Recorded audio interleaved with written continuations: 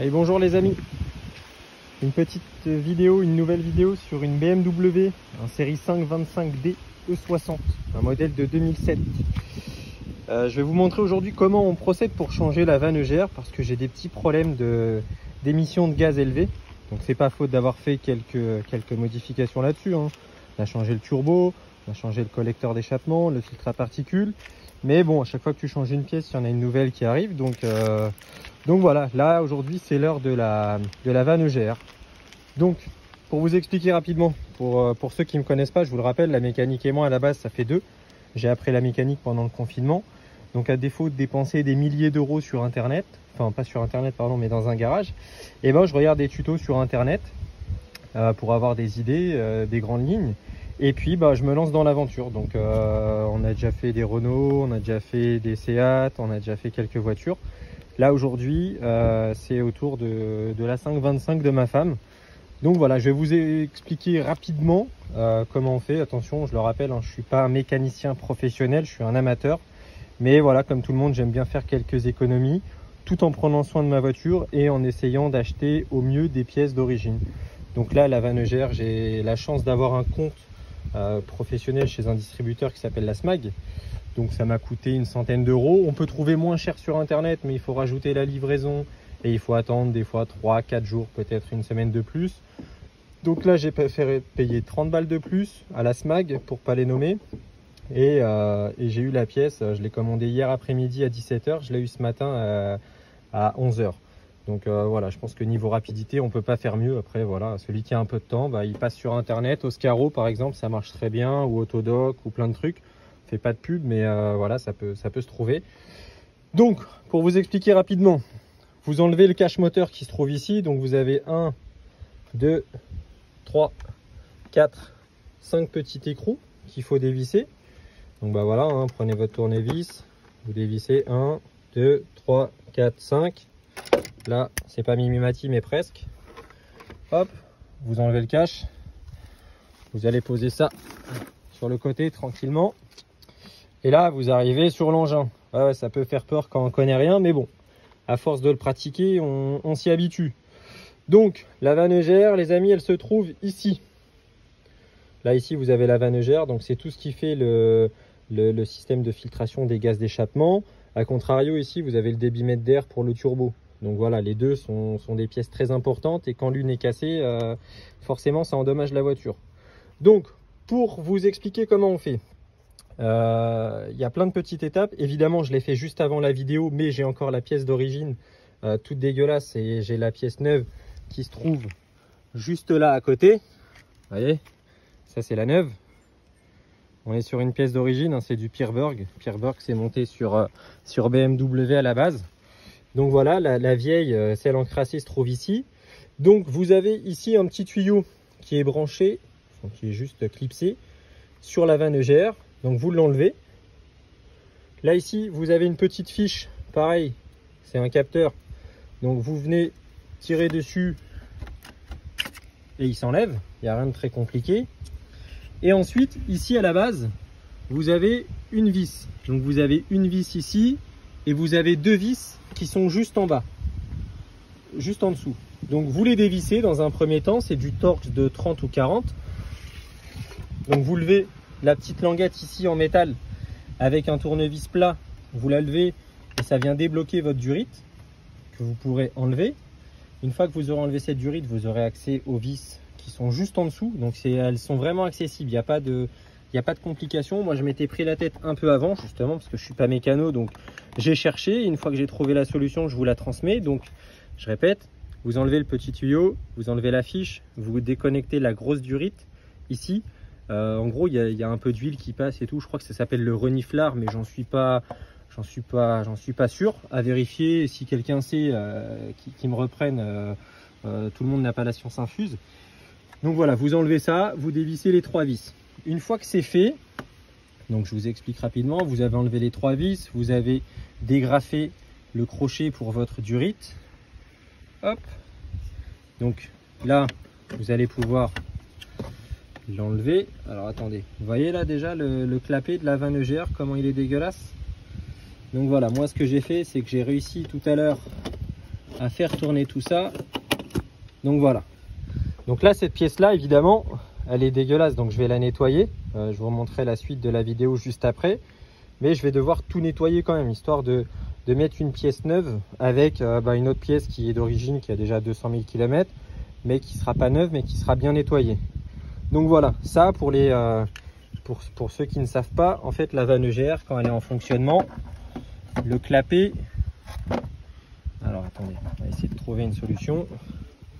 Le clapet s'ouvre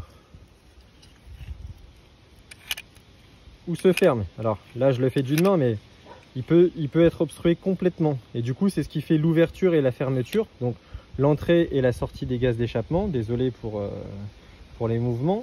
Mais voilà, l'idée c'est de vous expliquer un peu comment ça fonctionne. Donc il y a un mécanisme qui vient électroniquement et qui ouvre la vanne EGR ou qui la ferme en fonction des besoins du véhicule. D'accord? Donc cette pièce là, vous la remettez là, hein, à côté de votre cache moteur. Vous ne l'oubliez pas. Et là enfin, donc là vous dégagez un peu cette durite pour pouvoir travailler. Voilà.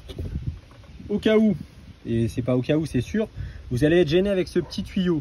Alors je sais pas exactement comment il s'appelle, c'est peut-être un tuyau de recyclage. En tout cas on voit qu'il part de la vanne EGR et qui va un peu plus bas dans le moteur. Donc c'est pareil, rien de compliqué. Vous avez ici une petite vis plate. Vous dévissez à fond complètement. C'est un anneau qui vient se mettre dessus. D'accord? Vous l'enlevez, il y a le même en bas, pareil, avec une vis plate. Vous venez tout enlever, vous ne cassez pas la tête. Alors je vais essayer de rien perdre parce que sinon c'est compliqué. Je vais récupérer la petite bague. Voilà. Hop, je savais que si je faisais un truc un peu brusque, je pourrais la perdre. Donc voilà, j'ai récupéré la bague inférieure. Hop, là je vais sortir le cornet complètement et on peut voir, hein. C'est vraiment pas joli là-dedans. Donc ça c'est la partie basse et là on est sur la partie haute. Donc en se mettant un peu plus de soleil, vous voyez que c'est vraiment dégueulasse. Donc voilà, tout ça c'est pareil. On va passer un petit coup de nettoyant là-dedans. Des produits, évidemment des produits toxiques, hein. Donc si vous en avez chez vous, manipulez ça avec des gants, ça peut faire mal. Voilà, ça vous évitera des blessures stupides. Donc une paire de gants, vous nettoyez ça. Il y en a, ils font ça au décap four, il y en a, ils font ça à l'acide pour four, il y en a, ils font ça avec du nettoyant jante. Donc moi, je vais faire avec ce que j'ai sous la main. J'ai la chance d'avoir les deux, mais je sais que le nettoyant four est beaucoup plus performant. Donc je vais faire ça avec le nettoyant four qui fonctionne très bien et ça vaut pas cher. Vous en trouvez dans tous les magasins. À défaut du nettoyant jante aussi. Mais ça c'est un peu moins donné. Bon, vu le prix que ça coûte au garage, à mon avis on n'est pas à 20 balles ou 30 balles près, donc c'est vous qui voyez. Nettoyant jante, décap four ou acide pour les fours. Moi je travaille dans la restauration donc c'est facile d'en avoir. Voilà, donc une fois que ces deux petites étapes sont faites, vous avez ici 4 vis, pareil, des vis Torx. C'est du Torx de 40, donc vous prenez votre tournevis. Évidemment moi au début je galérais parce que j'avais pas défait cette première partie ni l'autre. Donc voilà, maintenant j'ai trouvé la solution, je vous la donne. Ça vous évitera de courir, ou de galérer, ou de stresser, ou de vous énerver et de casser des pièces. Donc vous dévissez tout ça tranquillement. Donc vous tenez bien la vanne EGR, même si elle est abîmée. Initialement ça fonctionne encore. Après un grand nettoyage, ça lui fera pas de mal. Voilà, donc là attention, on va passer avec la main gauche. Hop. Donc voilà les deux du dessous. Alors, je ne les ferai pas parce qu'elles sont déjà faites, mais l'idée c'était vraiment de vous expliquer comment on change et surtout comment on démonte la vanne EGR, parce que quand on n'a jamais fait, eh ben c'est le bordel les amis. Et croyez-moi, je sais de quoi je parle.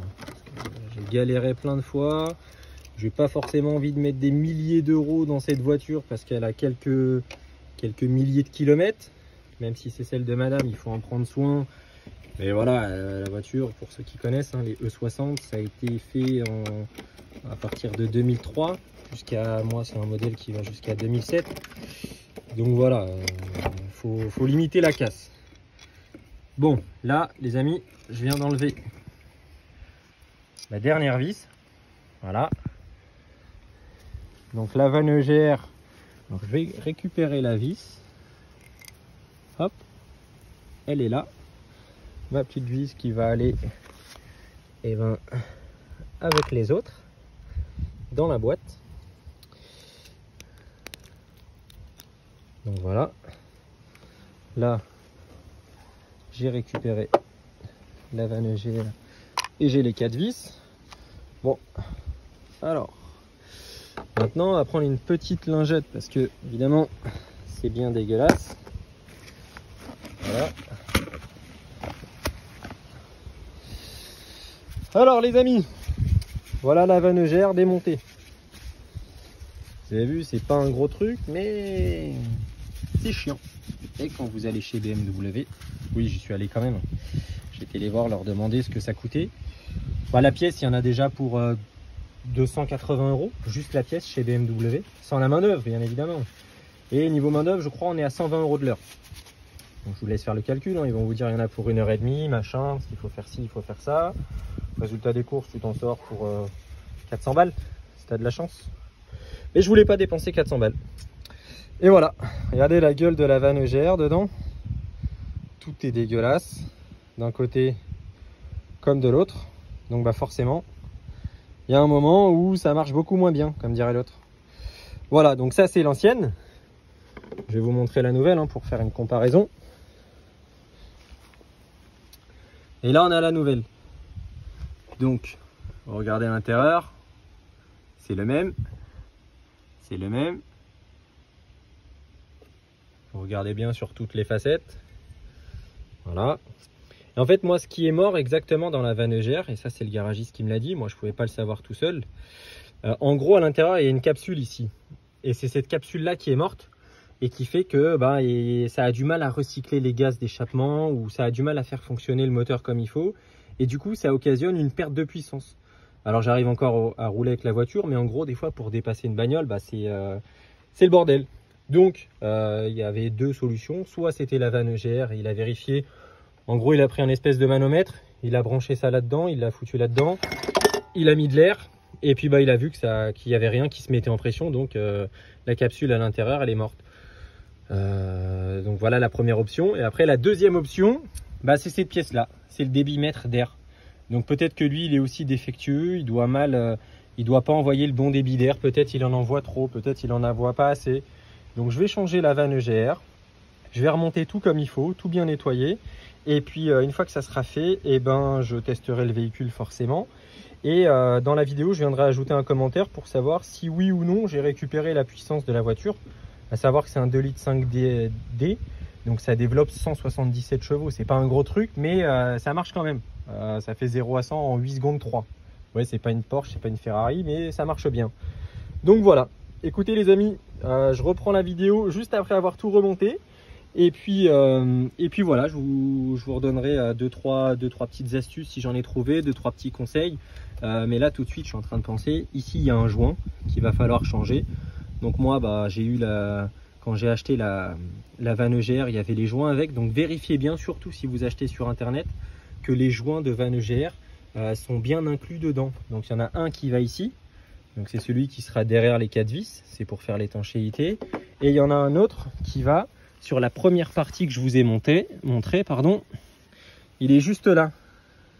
Vous voyez, c'est un petit joint noir en caoutchouc. Donc ça c'est super important. Si vous le mettez pas, l'étanchéité elle va pas se faire comme il faut, il va y avoir de l'air qui va rentrer dedans et vous allez mettre en défaut le système de la vanne EGR et vous serez emmerdé. Donc il faudra redémonter, aller chercher un joint qui vaut 2-3 €, mais quand vous achetez la vanne EGR, c'est déjà inclus dedans.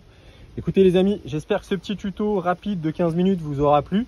Si vous avez des remarques qui me permettent de m'améliorer, n'hésitez pas à m'en faire part. Les commentaires désagréables, inutiles, ça sert à rien. Je suis pas mécanicien professionnel, je vous le rappelle. Je suis juste un amateur qui grâce au confinement ou à cause du confinement, chacun voit ça comme il veut. Mais je me suis lancé dans la mécanique parce que ça me faisait chier de dépenser des milliers d'euros par-ci par-là pour quelques voitures. Et puis voilà, c'est un truc qui me plaît. Les tutos sur internet sont pas toujours très complets. Donc moi j'essaie de faire ce qui ne se fait pas. Montrer très en détail certains trucs. Donc voilà, je vous le rappelle, la BM c'est un 525D, un E60 de 2007 qui totalise 250 000 km, mais qui marche comme une horloge. Bon, là il déconne, c'est vrai, Mais ça tourne rond, ça, voilà, il n'y a pas de problème particulier à part celui-là.